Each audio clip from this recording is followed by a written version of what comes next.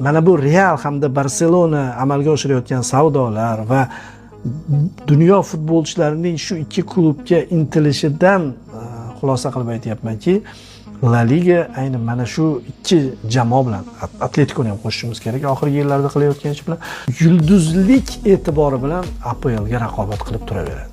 Ya'ni bunaqasi ham kerak.